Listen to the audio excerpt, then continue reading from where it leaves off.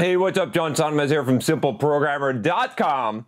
And today I'm going to be talking about, what am I going to be talking about? Oh, guy troubles. So I did this video on online dating apps and porn, and I told this story of this guy that got into some trouble because he made some mistakes. And, on that video, there was a comment that was a bit of a snarky comment, but a good one. It is a really valid point, so I'm glad that David brought that up. The comment was, John, I'm a 5'5", 110-pound stuttering computer nerd with acne, and for whatever reason, I struggle with the opposite sex. My friend Chad, he's a quarterback with a huge jaw, and wide shoulders, tells me that it's all about confidence. Should I believe him? It's all in my head, right? So yeah, I detect the snarkiness in that, David, but good point, okay? Because you're bringing up an objection to what I've been saying that is a valid one. It's good. I love it when people bring up objections, right, to something that I'm saying, because it gives me a chance to go in depth and to give you a real explanation, because this is what you're thinking, a lot of you who are saying this. Now, I don't think that David actually fits this description. I mean, maybe he does. Maybe that's why he said that, but I think he's being a little bit sarcastic here because he's trying to make a point. But let me make a point here, David, which is this.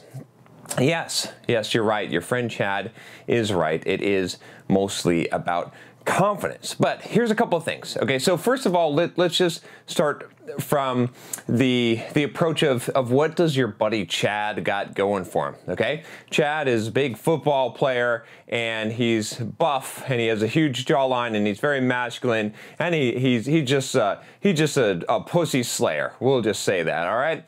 So at least appearance-wise, let's say that. Now, does he have a lot going for him because of that? Well, if you were thinking like a guy, you would say, yeah, I mean, a smoking hot chick, yeah, she's gonna have no problem with the opposite sex, but the problem is you are thinking like a guy.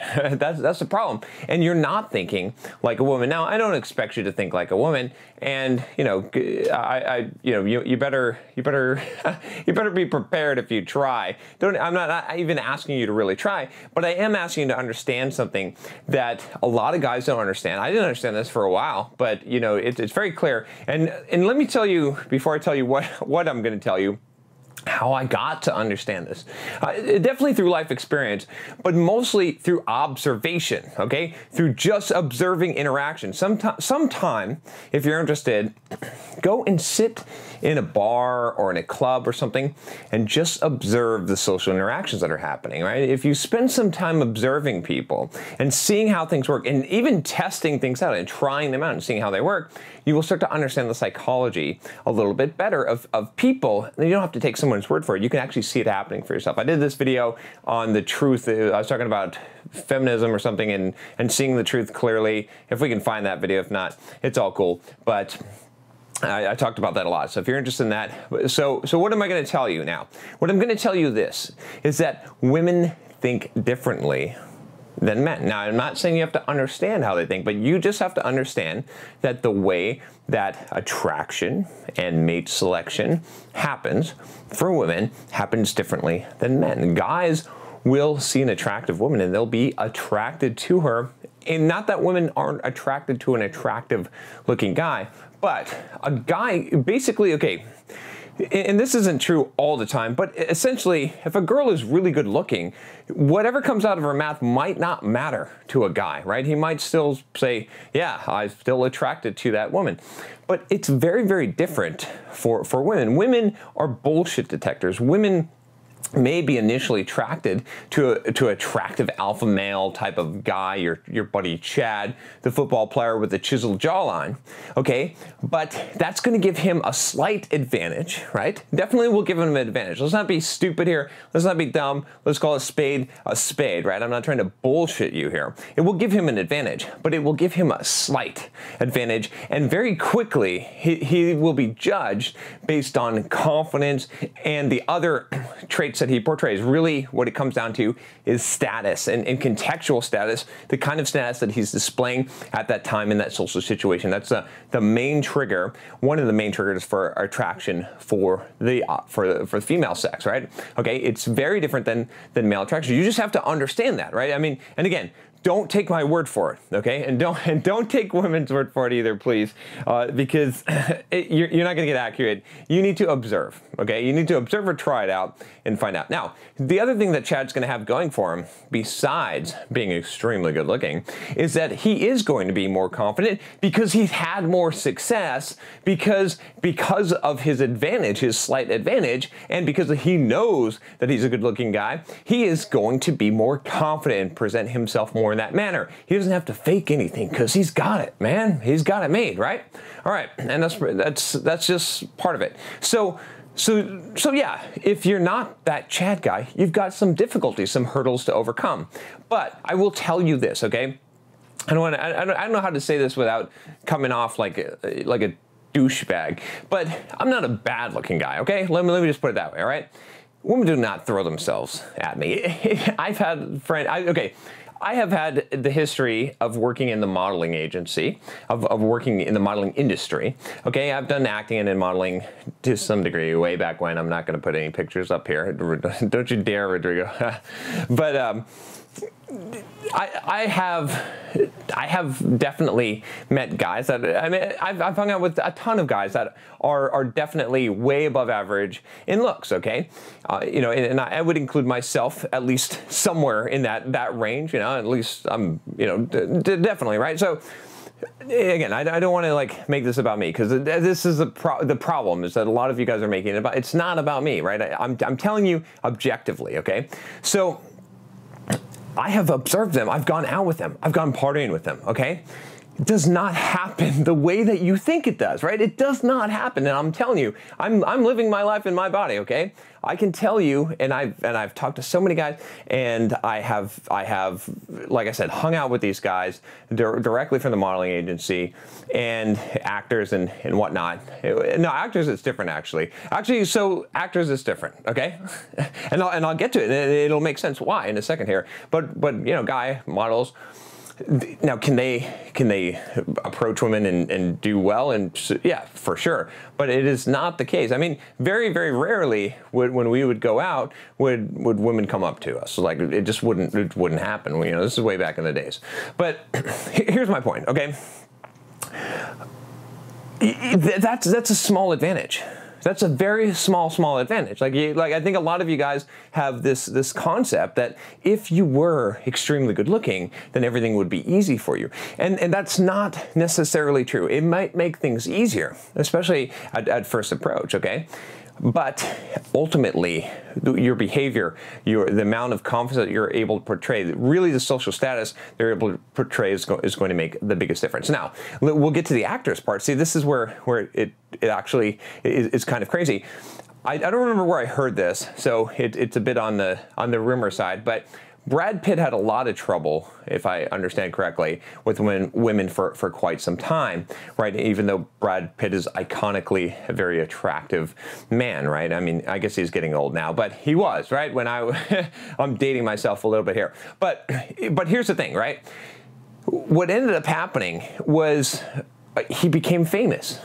He became a star, okay? And so he gained status, okay? So there's a big difference there. So that sort of goes to my point. So do you have to become famous? You have to become a star? No, none of that. But you have to have that status within the social context, and you have to display it. And that's a lot of traits, and it's a lot of self-confidence. It does make a big difference. So again, let's look at a couple of things here. So first of all, should you be having as many advantages? Should you have as many advantages as possible? Of course. So, you know, in response to this comment, I actually responded to the comment and I was like, look, here's the thing. So with what I've said, here's what you should do. You could work on the acne, okay? You can't change your height, that's cool, okay? But you can you can lift weights, you can get in shape, right? You can look good. You can make your body a 10 out of 10 if you want, right? I mean, most people are at least a 9. I think you can, even if you don't have the genetics, mechanics, like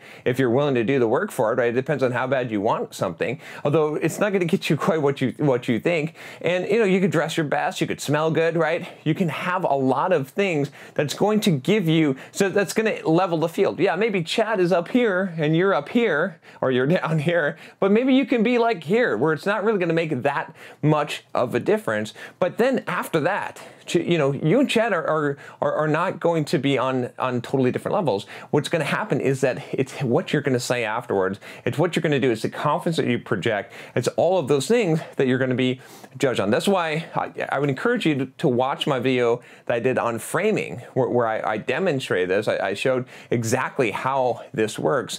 I've gone coaching guys, and I can tell you from on the ground, on the floor experience that what I'm saying is true. It's not bullshit, okay? And you could observe it yourself. But it's a good point, right? I mean, David brought up a good point, and I know that some of you are still not convinced, but you got to give it an effort. You got to give it a try. First of all, like I said, work on your physical appearance as much as possible. That's just common sense. But it's got to be more than that. And that's why I tell you guys in these videos, on this channel, improve yourself. If you build your confidence, right? If you have shit going for you, if you are able to master your emotions and master your own psychology and able to succeed in life, and not only that, here's another thing, scientific. If you win in life, you get a testosterone boost as a guy. It's true. Your body is wired that way. If you don't believe me, look at other biology. Okay, look at in different animal species, and actually in apes, the dominant male, the male that ends up the alpha male of the group, actually goes through physical changes and actually becomes, because of the testosterone boost that happens. So you will actually change by becoming more of the man that I'm trying to help you how to become. Okay, you will actually even have physical changes from that, just from the hormone changes that will happen within your body. Right, a lot of things can change and will change. So all in all, like I said, work on the appearance, of course, makes sense, but work on the other stuff. That's more important. And understand, right? Understand some of the psychology of this. I'm not going to go into the details, but there's plenty of books, there's plenty of material out there today on game.